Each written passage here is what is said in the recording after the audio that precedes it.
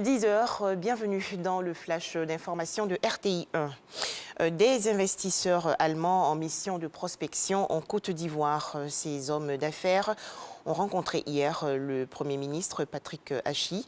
C'était lors d'une séance de travail à la primature dans la commune du Plateau.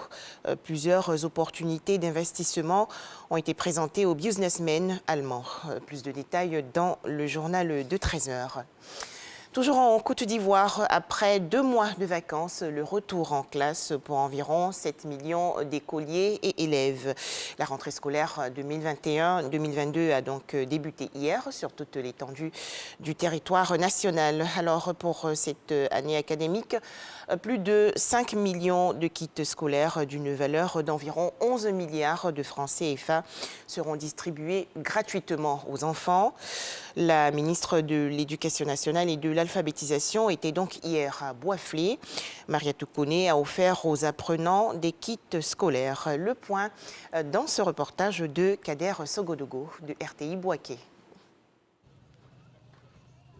École primaire publique Biaka Boda de Boisflé. Nous sommes le premier jour de l'école et le ministère de l'Éducation nationale et de l'alphabétisation lance officiellement la distribution de kits scolaires gratuits. Une mesure visant à accompagner l'école obligatoire et à lutter contre l'échec scolaire en donnant la même chance à tous les écoliers de disposer de fournitures scolaires gratuites. Une aubaine qui n'échappe pas aux bénéficiaires, les écoliers. Maman Mariatou Koné, merci. Grand merci pour les kits scolaires que vous nous offrez ce matin.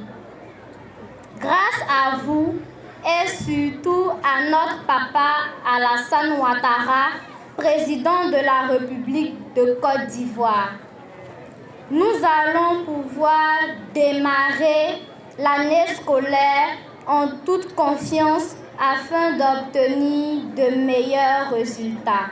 Pour la rentrée scolaire 2021-2022, ce sont au total 5 162 730 kits scolaires qui seront distribués gratuitement pour une valeur d'environ 11 milliards de francs CFA. Boisflé, qui abrite le lancement officiel, bénéficie de 209 551 kits scolaires, soit environ 474 millions de francs CFA. À cela, il faudra ajouter du matériel didactique, dont des tables bancs d'une valeur de 140 millions de francs CFA. Les élus et les parents d'élèves étaient présents pour saluer les efforts du gouvernement en faveur de l'école dans leur localité. Symbole fort, les kits scolaires sont remis le premier jour de l'école. Le ministre de l'Éducation nationale et de l'alphabétisation, professeur Mariatou Koné, n'a pas manqué de délivrer de précieux conseils à ses écoliers. Cette activité met en synergie les acteurs et les partenaires de l'école dans une dynamique visant l'effectivité des cours dès le premier jour de la rentrée scolaire. Chers enfants, vous devez prendre soin des kits qui vous seront remis et de toutes vos fournitures scolaires. L'État de Côte d'Ivoire compte sur vous, vos familles aussi fondent beaucoup d'espoir en vous.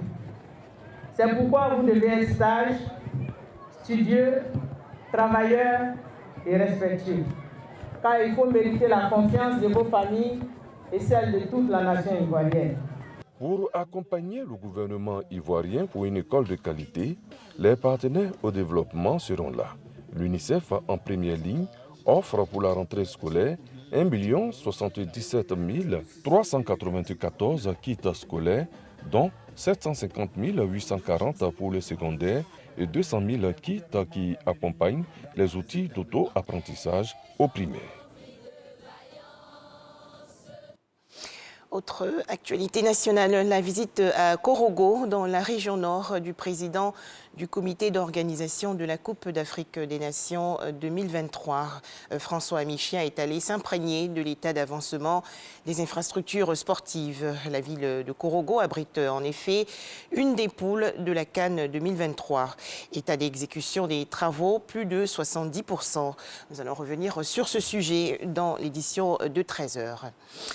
En image, l'actualité hors de chez nous. Début aujourd'hui en Guinée-Conakry d'une série de consultations après le coup d'État militaire du 5 septembre dernier. Le Conseil national pour le rassemblement et le développement va échanger avec les partis politiques, les 4 coordinations régionales et les confessions religieuses. Direction la République démocratique du Congo. Journée ville morte hier à Beni, dans la province du Nord Kivu, sous état de siège depuis 4 mois. Journée ville morte qui devrait se poursuivre aujourd'hui, et cela à l'appel de la société civile. Cette dernière s'insurge contre la criminalité urbaine qui frappe durement les populations depuis l'instauration de l'état de siège. Enfin, des hommes armés ont libéré des dizaines d'élèves enlevés début septembre dans l'état de Zamfara, dans le nord-ouest du Nigeria, selon une source au sein du gouvernement local et selon une vidéo montrant des officiels avec les enfants. Voilà, merci de nous avoir suivis. À 13h, le journal.